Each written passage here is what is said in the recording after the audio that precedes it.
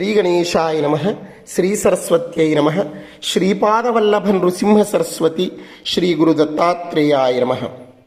శ్రీ గణపతి సచ్చిదానంద సద్గురుభ్యో నమః. మిత్రులారా, కార్తీక పురాణములో 16వ రోజు పారాయణలో భాగంగా దీపస్తంభము నుండి బహిర్గతమైన ధనలోబుడి సంశయములను తీర్చటానికి ఆంగీరస మహాముని చేసినటువంటి తత్వోపదేశాన్ని ఈరోజు పారాయణలో తెలుసుకుందాం. ఆంగీరస మహాముని ఈ విధంగా అంటూ ఉన్నాడు. ఓ మునిశ్రేష్ఠులారా, ఓ ధనలోబి, నీకు కలిగిన సంశయములకు సమాధానము చెబుతున్నాను వినుము. కర్మబంధముక్తులు, కార్యకారణములు, స్థూల సూక్ష్మములు ఈ జంటల సంబంధమే దేహము అనబడును. స్థూల సూక్ష్మ శరీర సంబంధము వలన ఆత్మకు కర్మ సంబంధము కలుగునని మొదట పరమేశ్వరుడు పార్వతీదేవికి వివరించెను. దానిని నేను మీకు వివరించుచున్నాను, శ్రద్ధగా వినుము. జీవుడనగా వేరెవ్వడునూ లేడు, నీవే జీవుడవు. నేను ఎవ్వడనంటే నేను ఆ బ్రహ్మనే అయి ఉన్నాను, ఇందుకు సందేహము లేదు. దేహమనడి బుద్ధిని విడిచి నిత్యమైన ఆత్మను గూర్చి చింతింపుము అని ఆంగీరసుడు చెప్పగా, ధనలోబుడు ఈ విధంగా అంటూ ఉన్నాడు. ఓ మునీంద్ర, నేనింతవరకు ఈ దేహమే ఆత్మ అని భావించుచుంటిని. అహం బ్రహ్మ అర్థాన్ని తెలియచేయండి అన్నాడు. ఆంగీరసముని ఇలా అంటూ ఉన్నాడు. ఆత్మ అంతఃకరణమునకు తద్వ్యాపారములకు సాక్షి, చైతన్య రూపం, ఆనంద రూపం, సత్యస్వరూపము అయి ఉన్నది. ఇట్టి ఆత్మను నీవెందుకు తెలుసుకొనుటలేదు? సచ్చిదానంద స్వరూపుడును బుద్ధికి సాక్షి అయిన వస్తువునే ఆత్మగా తెలుసుకొనుము. ఈ దేహమనేది బుద్ధిని విడిచి నిత్యమైన ఆత్మను గూర్చి చింతింపుము. దేహము ఘటము వలె రూపము కలిగిన పిండము కనుక ఇది ఆత్మ కాదు.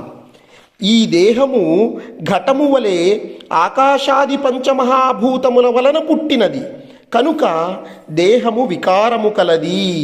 ఇది ఆత్మ కాదు. ఇంద్రియములు ఆత్మ కావు. మనస్సు, బుద్ధి, ప్రాణములు ఆత్మవస్తువులు కావు. దేహేంద్రియములన్నీయు ఎవరి సాన్నిధ్యము వలన ప్రకాశించుచున్నవో అట్టివానిని ఆత్మగా తెలుసుకొనుము. ఇనుము సూదంటి రాయిని అంటిపెట్టుకొని తిరుగునటుల ఈ శరీర ఇంద్రియాలు దేనినాశ్రయించి తిరుగుచుండునో అదే ఆత్మ.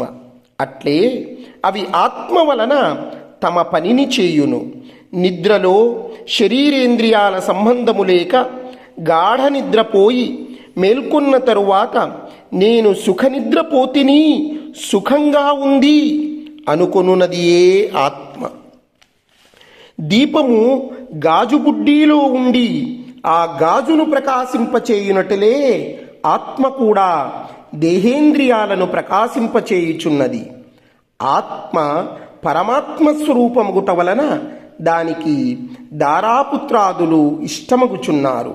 తత్వమసి అనేది జీవాత్మ పరమాత్మల ఏకత్వమును బోధించును. వేదములలో దేనికి సర్వజ్ఞత్వము, ఉపదేశము, సంపూర్ణత్వము నిరూపించబడి ఉన్నదో అది ఏ ఆత్మ.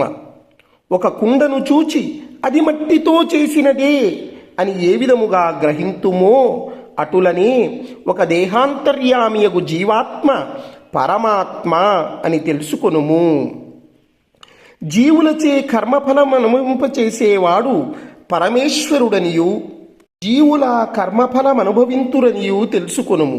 అందువలన మానవుడు గుణసంపత్తు కలవాడై గురు శుశ్రూషలునర్చి సంసార సంబంధమగు ఆశలన్నీ విడిచి విముక్తి నొందవలయును. మంచి పనులు తలచిన చిత్తశుద్ధియు దాని వలన భక్తి జ్ఞాన వైరాగ్యములు కలిగి ముక్తి పొందును. అందువలన సత్కర్మానుష్ఠానము చేయవలయును. మంచి పనులు చేసిన ముక్తి లభించును అని ఆంగీరసుడు చెప్పగా, ధనలోబుడు నమస్కరించి ఇట్లనెను. ఇంతటితో 17వ ముగిస్తూ ఉన్నాం.